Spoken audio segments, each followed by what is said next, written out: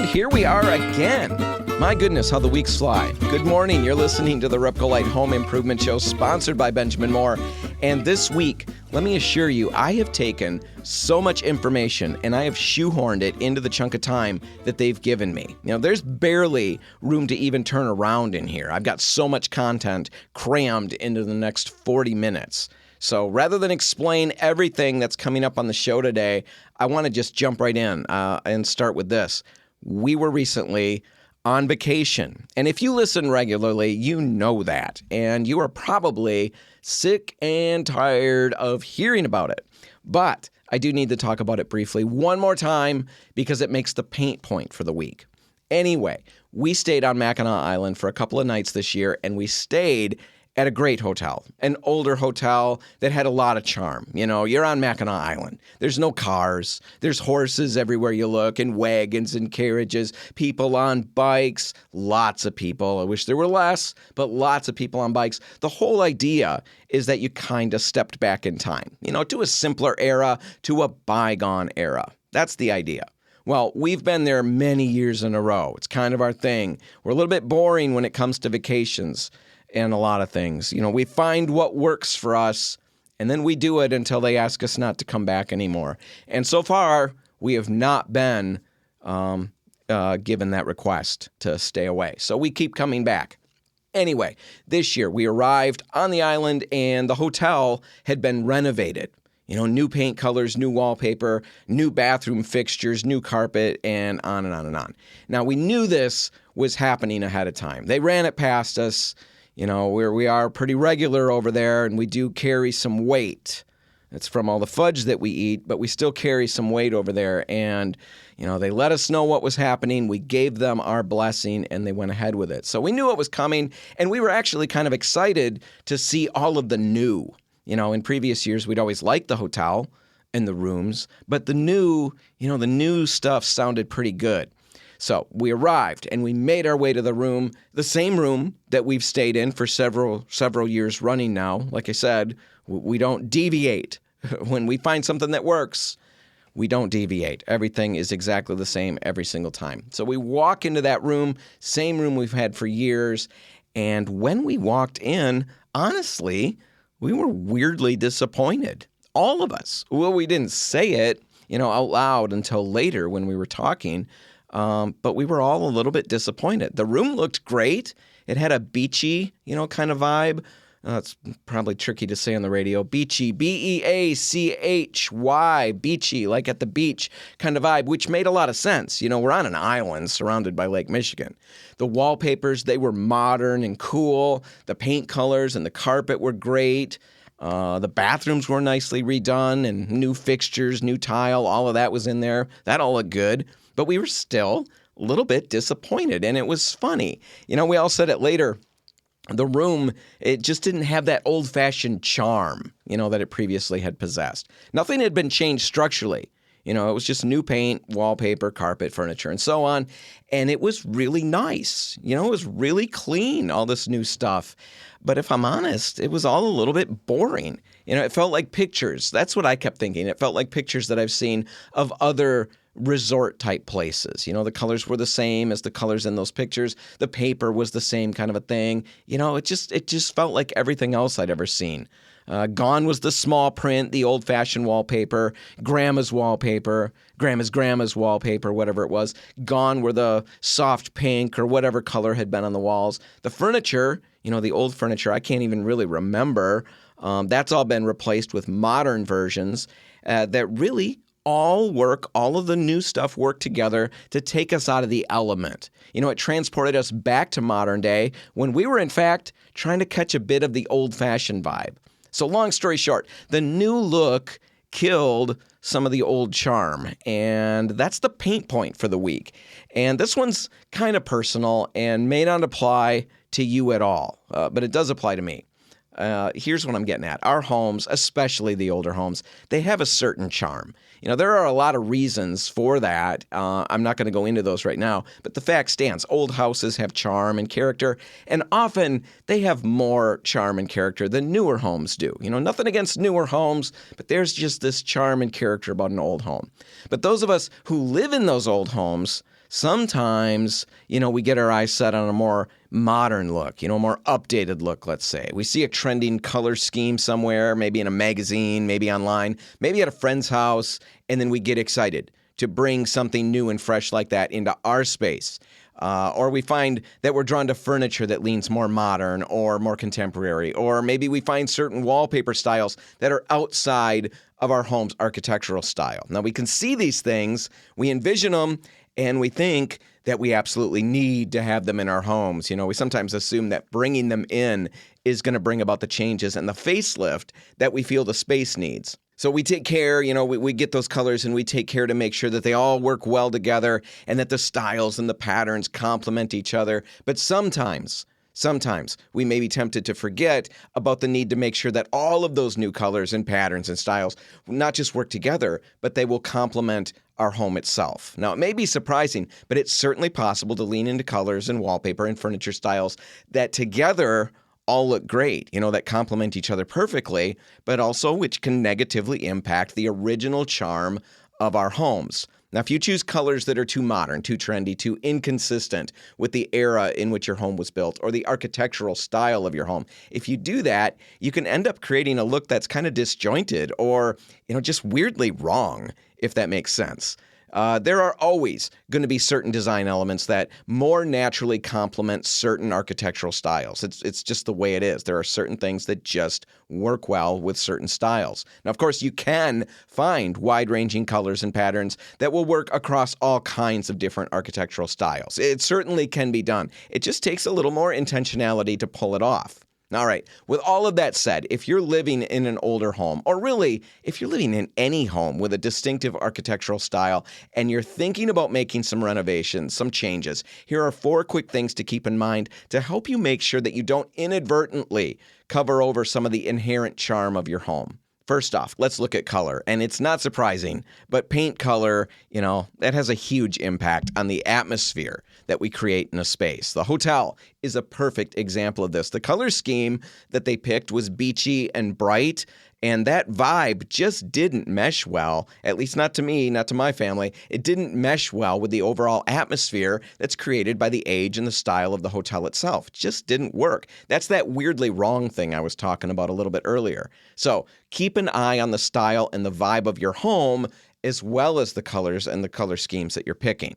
Now, if you're stuck, neutral or classic color palettes usually have way more flexibility across lots of different styles. Soft grays, whites, beiges, they can work in both modern and traditional settings. Now, bold colors, they can be used as accents or focal points really easily. Just make sure that you choose them carefully to either complement or intentionally contrast with the architectural features of your space. Now, one last practical tip when it comes to color, check out Benjamin Moore's Williamsburg color collection and their historical color collections, especially if you're working with an older home, if that's the setting you're in. There are a lot of great options in both of those color collections, and they'll help you find a contemporary option that kind of bridges the gap between the modern and the past. So check that out. All right. Wallpaper, second thing that I've got. When it comes to wallpaper patterns, there are some that are going to be just more versatile. Think geometric designs or subtle textures. These can blend into a variety of different settings. More ornate patterns, like Victorian florals, something like that,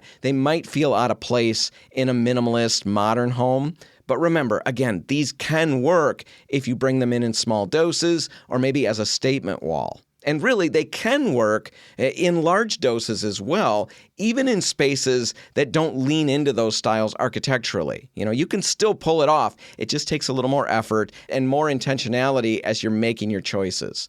Now, looking at furniture, the same thing is true. Mixing modern furniture in a historical home or historical furniture in a modern home, that can work if it's done intentionally to create an eclectic look. The key is to make sure that the pieces have a unifying element, color, material, or form. Make sure there's a unifying element to tie the space together. Now, finally, one last thought. To sum up all the other thoughts, to kind of put a bow on it all, look for balance. If you want to introduce contemporary elements into a classic design or vintage elements into a contemporary layout, do it subtly and do it with purpose. Mixing these elements, the old and the new, whether it's colors, wallpapers, furniture, or really anything else, mixing those elements is a brilliant way to create a unique and personalized and dynamic space. But you've got to make sure to select elements with some care. Make sure they contrast in a complementary manner or that they share some kind of common thread that ties the whole design together, like we just talked about. It's all about making sure there's balance. All right, bottom line, you can do anything that you want when it comes to designing your home and the spaces within it. No color, no wallpaper, no furniture, no floor covering, no element is really technically off limits. There are no hard and fast rules, for the most part. But with that said, keep in mind, while that freedom is limitless, there still are real-life results. And choosing colors or other design elements without keeping a sharp eye on your home and the vibe and the feel that it exudes, kind of can leave you sometimes feeling underwhelmed or maybe even surprised at the new atmosphere you ended up creating. Our favorite hotel is a great example of this. It went from being this charming escape that gave you a taste for the 1900s. It went from being that to just being, any new beachside resort. It's clean, it looks great, and it's kind of without a soul. So keep that in mind when you're designing and pulling colors for your home. Beauty and soul in the home isn't always about a great color scheme and great furnishings. It's about finding the right color scheme and the right elements and furnishings. Now, when it comes to color, we are here to help at Repcolite. That's one of the things we do on a regular basis. And all of the Repcolite stores have color experts on hand ready to help you, even if you're completely lost in the process, even if you've got no idea where to begin. Haley has been gone from the show for a while now, and we always were going to explain what was happening. She just kind of disappeared, and we never said that much about it. Here's the deal. Haley left the radio and all of the things that her and I were working on so she could start training all of our store personnel on color theory. Now, we were always good at helping you find your colors and all of that, but now we've got somebody who's absolutely in love with color and everything that color will do, and that person's training the employees. It's super exciting for us, and I know it's going to benefit everybody out there who comes to us looking for advice. All right, that's the paint point for the week. Now we're going to take a break, and when we come back, I'll be sitting down with the Vice President of Sales at Benjamin Moore. It's a big-time interview. You're not going to want to miss it. It's all coming up next. Stick around.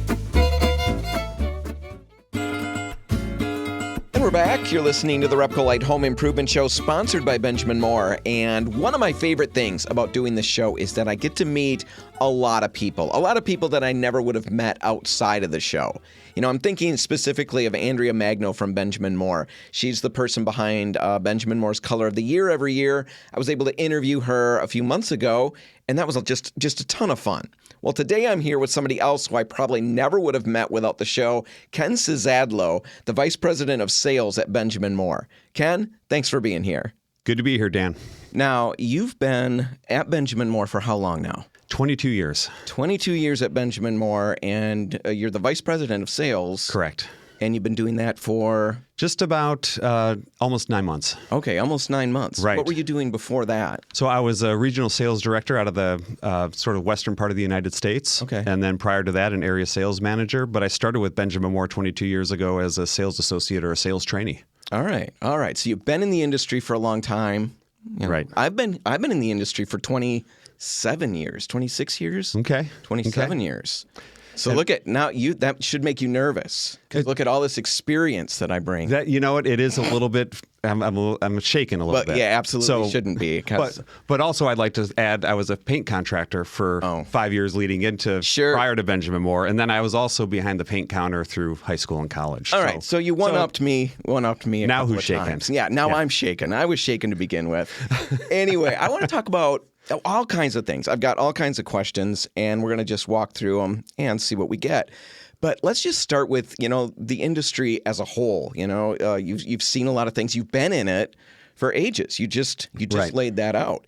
And I'm just curious, what are some of the biggest changes you've seen take place throughout all of the years? And, you're looking at it from kind of an interesting perspective. You've seen all of it, the whole gamut. You put the paint on, you sold the paint in a store, and now you're selling it as a Benjamin Moore employee. What have you seen? So much change. Everything from application to product development, some of the technology that we have today versus what we had when I first started is just unreal and really unbelievable what's gone into a can of paint over these last 30, 4+ years I've been in the industry. And it's funny, when I first got started, it was, oh, well, oil-based paints are going to be gone in 5 years. Right. That was 35 years ago.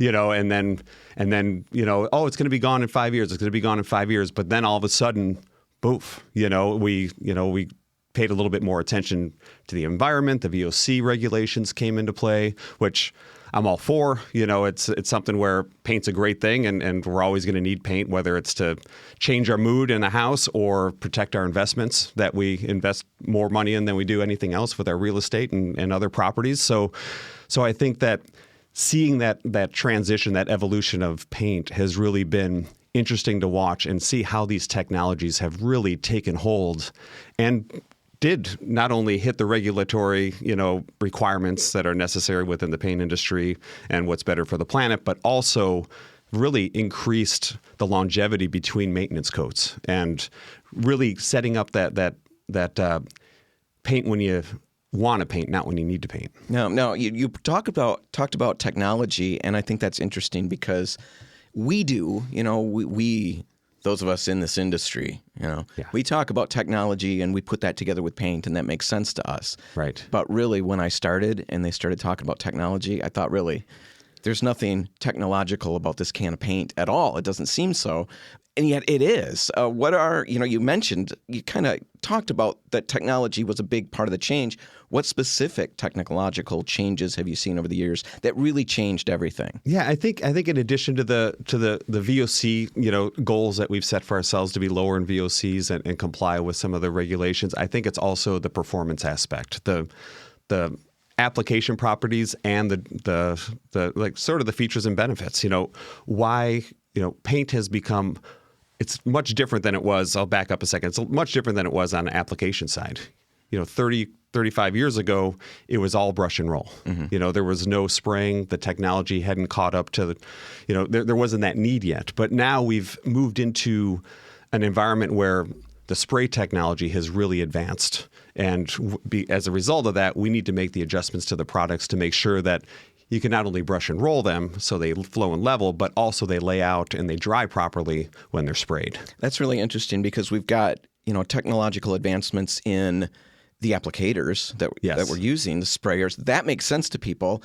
And yet all of those advancements require adjustments and advancements in the coating itself so that it works hand in hand with those pieces of equipment. Exactly. And then when we talk about the durability facets of it, it's the different resin systems.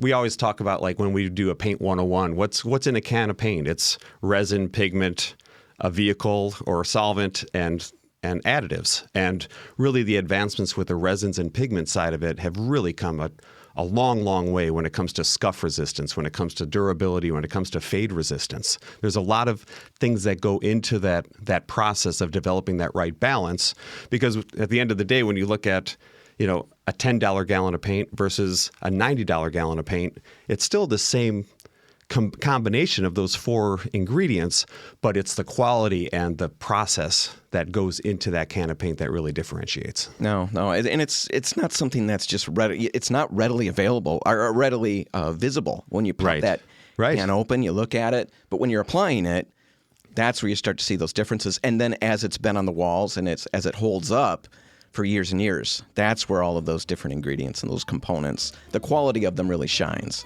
Exactly. All right, I think we need to take a break right now, and then when we come back, I'll finish my conversation with Ken Cisadlo from Benjamin Moore. That's all just ahead. Stick around.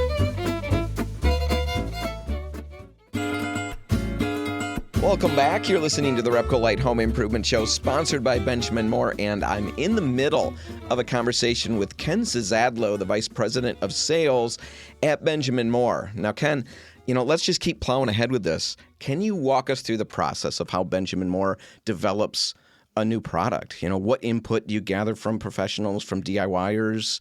What does the product testing process look like? What do you know about all of that? How does it look? From my perspective and my knowledge of it, I'm not in the labs. I'm not, just a chemist. Make something up, Ken. Make up something really interesting. I'm good at that. Yeah. No. So, I think it really does rely on feedback from the field. whether it's our field sales team, whether it's applicators, whether it's the independent channel that we rely so heavily on to get our products out into the end user's hands, which is something that can't be overstated, the importance of that partnership and that relationship that we have. But I do think that it really comes down to, where can we make modifications? What are the demands? How is the industry evolving, and what are the limitations that we have with application or with with some of the forces that we're working with and against sometimes, to make sure that we're delivering and protecting that premium space within the paint category. Yeah, we make our own paint at Repcolite, so we carry Benjamin Moore. We make our own. And that's a big part of our process as well. In fact, we've got a number of products. Well, in fact, probably most of the products come about because contractors came through. They're using this, but they need it to do this instead, something different. So we tweak things, and then we realize, wow, that's really good. Maybe that should replace other things. And right. Yeah, it's just that feedback and that, I don't know, you hate to use the word. It seems like such a buzzword, but the community of it. We're all working together.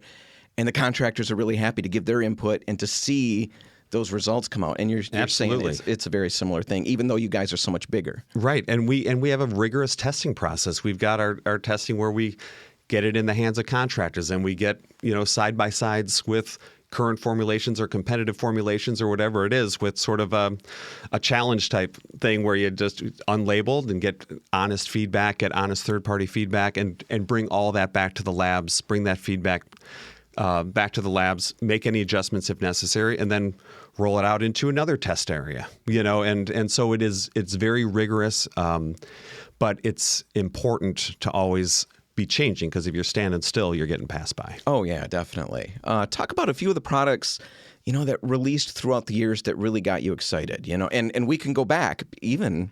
I don't care how far back you want to go. Right. But I'm talking about just stuff that came out and you thought, okay, this is really going to be a game changer. We were at a sales conference several years ago, and our product team went up and they presented this drywall board that was painted. They had a line down the center, so you could kind of see where it is, a black line down the center, and the product manager took a black plastic piece and rubbed it across the one side of it. It left a big black mark on there. And then he's like, all right, what's going to happen on this side? Started there, did a second line, and the line stopped in its tracks right at that line. Yeah. And that was the launch of Scuff X. Yeah. And half the paint nerds in that room stood up and applauded, because Really? It was, and I was one of them. I may have led the way. Yeah. But I was... that was so exciting to me to see that type of technology and to see that side by side. Because how many times, my kids, when they would vacuum along the trim, it's like there'd just be that black line across my base trim. Wait a minute. When your kids would vacuum, I love that. I strive for those days. It cost me. Okay, yeah, but still, at least they're vacuuming. That's something. Right. But you get that black line across the trim. So that to me was extremely exciting, and we made massive strides within, not only the facilities market and the commercial market, but also in the residential space with Scuff X. And it's just been really an exciting time to be a part of that. Now we're interjecting that resin system with some of the other products that we have, Scuff and resisting. Yes, the it's Scuff not resisting. quite like Scuff X, right? All correct. the other one, but it's still right. a nice advancement. And yeah, we felt the same way. That was one of those products. I'm in the marketing end of things, and felt the same way about it because first I heard about it and I thought that's ridiculous. I'm not going to get suckered into this hype because nothing ever is as good as it's claimed to be. And then we saw it and I thought, oh my goodness, it really looked like magic. Like you're saying, you run it across and you've got this other product that's supposed to resist scuffing, and it leaves this big black line across it, and then you hit Scuff X, and it doesn't. We brought boards around to contractor events, and they're skeptical too. In the beginning when they were seeing it, and we've still got those boards because we've hauled them around and around and around, but they are beat to death. With not dings, but just dents in the drywall as people are trying to use the little tool that we've got that will scuff everything and leave the black mark, trying to get the black mark on the Scuff X. And even if they can, it washes off right away. Usually they dig into the drywall. Oh, yeah. Piece, and it's like, see, it left a mark. It's like, well, hold on a second. Yeah. That's an actual dent and groove in the drywall. So Scuff X, that was a big one. So Scuff X was a big one. And I would say the recent reformulation of Regal Select interior is a big one because of the way it flows in levels. It's unlike any product out there, where you kind of get that with traditional paints, you get a lot of stipple built, and so that makes touch-up harder. It makes even cleaning harder because you've got those ridges, you got those peaks and valleys on the coating. And I think the Regal Select, I've got Regal Select matte in my house, throughout my house, and it's just one of those products where it cleans up well and it applies extremely well, and the smoothness, it just has a different look and feel to it. Okay, so Regal Select, Scuff X, anything else that jumps out at you? I'm partial towards Advance because, Advance really came in at a time. I sort of grew up within the Benjamin Moore family in Colorado, and we went to an OTC2, so all of a sudden we lost Satin and Pervo overnight.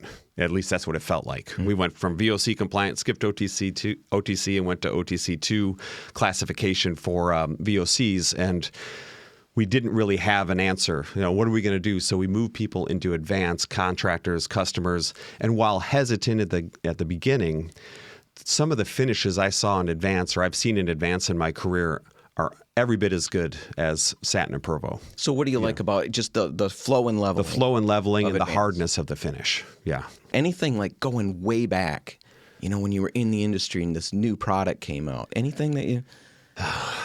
Man. Throwing you a curveball there. Yeah. I would, I think, sometimes I think of way back though. That's tough. I'm trying to remember some of the... As we get older, bonding it's harder primers. to remember. Yeah, it is. There's a fuzz that I kind of creep towards sometimes. I just fill things in and make stuff up, and the memories are better that way. But a bonding primer? But bonding primers, there were certain things that were just unpaintable for years. And years ago, we came out with a product called Regal Aqua Grip. It's kind of, it was replaced by Fresh Start. And then, we got that next generation as we got into sticks, with the Insulux brand. And just things that were never paintable, like tile or countertops or shelves, things that just take the beating of a lifetime, every time something slid across it. And some of those bonding primers and the technology that goes into those is pretty unbelievable. No, I was working in the paint store. So I did work in the paint store, but that's still in my 26 years. Okay. All right. So I was working in the paint store. Thanks for that qualification. Yeah, well, I didn't want you to think I was trying to one-up you. Okay. I let you one-up me, and I'm a bigger person. Okay. Even though I'm much shorter. You're sitting down and you're taller than me. You got to get a smaller chair in here. I know. I should. I really should. That's a good idea. That would put me in a position of power all the time. All the time. And I should get a chair that I can crank up even higher. Anyway, I'm working the counter at the paint store, and I remember when the ceramic paints came out, and we had a washable flat. And that was, for me, one of those big moments. Yeah. And there's big moments in my life. Yeah. Children being born, all of that all paled in comparison to the ceramic beads. The ceramic paint, came out. No, but that was really cool because it solved so many problems. Yeah. And that's what you're saying about the bonding primer. Yeah. And then advancements come along the way, and these things get better and better. And so, when Scuff X came out, I was super pumped because I have 5 kids, and I could picture all these ways that it could be used. I'm using it in an entryway at my house, like a mudroom kind of an area. And it really is literally a mudroom. The kids would kick their boots off and shoes off, and the walls always had black marks all over them, and none of that anymore. So, and that's just in a residential setting. Scuff X has been everywhere. It's really a fun product because it solves so many problems. Right. Let's see here. I'm curious about, Benjamin Moore has chosen to sell, you mentioned it earlier, you've chosen to sell your paint through independent retailers like Repcolite. You said that's a big part of who you guys are. That's a major decision that you've made. You're going to stick to it. You're dedicated to that. What's the reasoning behind it? Why are you so committed to selling? 141 years into it now, with Benjamin Moore, started in 1883.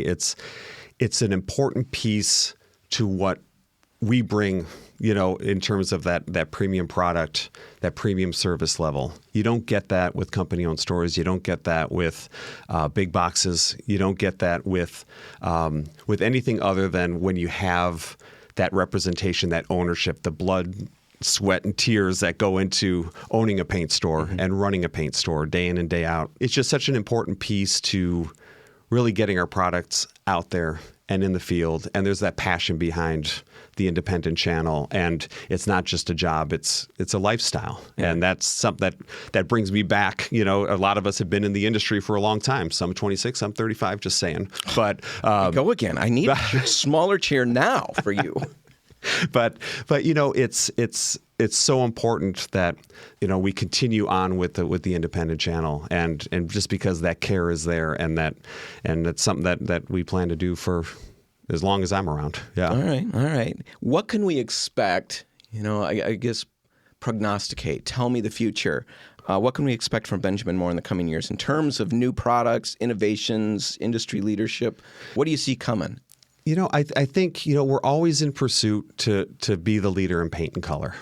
So we're always in a constant state of, as we talked about, formula, based on feedback, formula development, formula improvements. So I know we want to continue on, and I guess I'd be remiss when we talk about things that have gotten me excited over the years and some of the changes I've seen, and that really comes to colorant. And I think just leveraging the Gen X colorant and the differentiation that really gives our products really does set the table for future advancements in technology. Talk about that a little bit, because really it doesn't feel like there's a whole lot more boring to talk about than the colorant. And yet that's such a big part of things. And yet I can't think of the last time we've even really talked about it on the show here. I've got 373 episodes. How many radio show episodes have you been a part of? Just asking. None. Okay, still none. Oh, yeah. So 373 to none.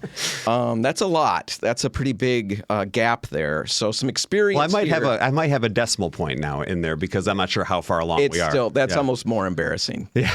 Just so you know. But anyway, all of those episodes, and I can maybe think of 3 or 4 times where we've mentioned the colorant. Why is that a big deal? We developed a waterborne colorant system to not only hit the regulatory anticipation of okay, we need to have lower VOC products or zero VOC products.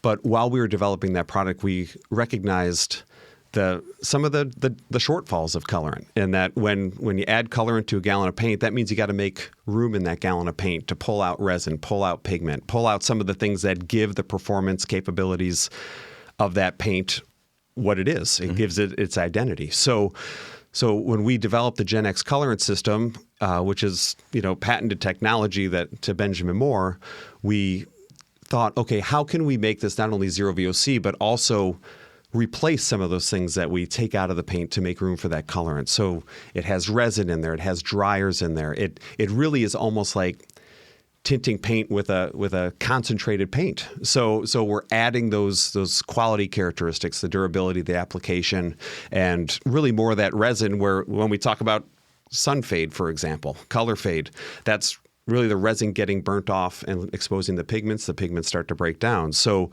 with a resin-rich colorant system like the Gen X is, that adds a little bit more of that protective layer. How many other colorant systems, percentage-wise, are a lot of them this way in the industry, or are a lot of them much different from Gen X? While waterborne colorant systems have come into the market, like the low VOC colorant systems, none of them are like Gen X, because, again, patented technology that we've invested in, and we wanted to make sure that we were the standalone. So that really it's a big differentiator for Benjamin. Yeah, Gen X colorants, it's like you said, it's the core of what we're putting together here. You've got the paint, but when you have to take out so much of the paint to get the colorant in there, if the colorant degrades the quality of the paint a little bit, that's a big deal. That really affects everything down the road.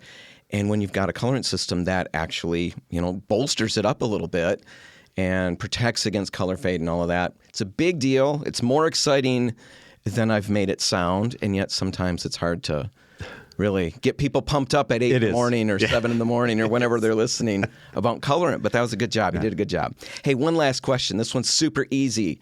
What's your favorite part of your job? What gets you up in the morning, excited to come to work? Conversations like this.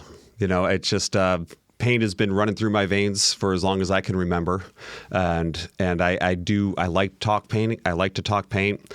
I like the people that are in the paint industry, whether it's end users, the independent channel, or the people I work with. It really is something that I look forward to because, we talked about it a couple of days ago when I was traveling with some of the other members of the team, and it's just you never really have the same day twice, and you don't know what opportunities or challenges or problems you need to solve. And it's just always something that keeps you on your toes. And it's a lot of great people in this industry that are just trying to do the right thing.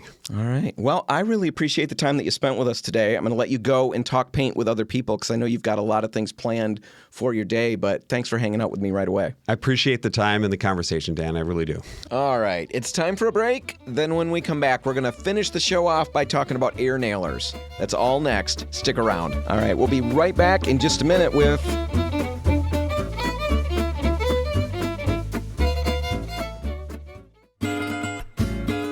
Welcome back. You're listening to the Repcolite Home Improvement Show, sponsored by Benjamin Moore. And my goodness, we are absolutely cruising along. The time is just flying by. At least for me. Maybe for you, it's crawling by like grim death. Maybe it seems like it's paused in its crawl, and you poke it with a stick to see if it's still breathing and try to get it to keep crawling till it's over the road. I don't know your experience with time when it comes to the Repcolite Home Improvement Show, but for me, it's flying along. Anyway, for the last segment, we're going to look at different types of air nailers. Now, last week, we talked about air compressors and air nailers in a very broad sense, and I told you that we'd dig into each one of them, in much more depth in a future episode. Well, here we are. I'm fulfilling my radio promises. And the goal here with this particular segment is to acquaint you with the main options out there and really just help you figure out which particular nailer is best for the projects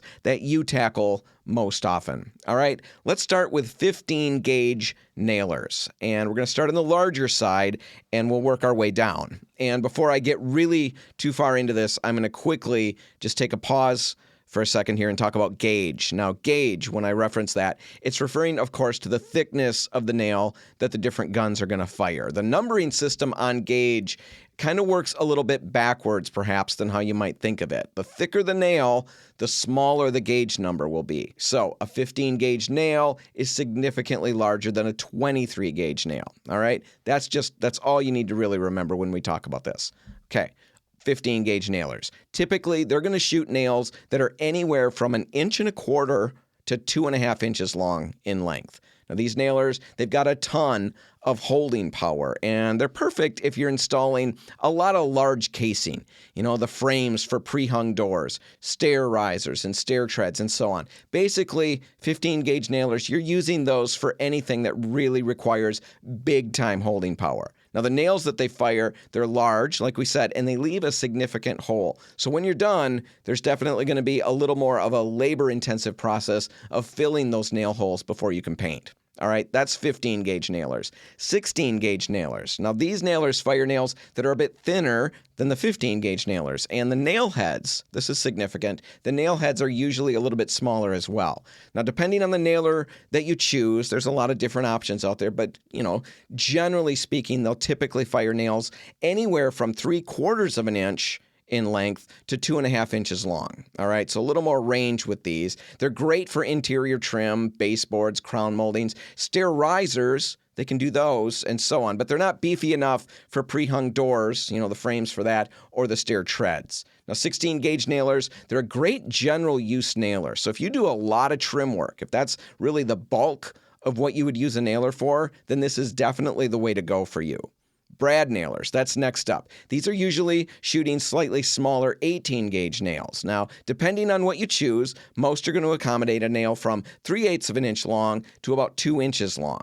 Now, because the nail and the head are smaller, of course, that means they're going to leave a smaller hole, which makes finishing easy, but it also means that they're far less likely to split thinner wood, which is a real pain in the neck when that happens. Now, ideally, you'd use brad nailers, for attaching casing to windows or door jambs, maybe for stop moldings, for cove moldings, for small chair rails, things like that. Basically all kinds of smaller profile trim pieces.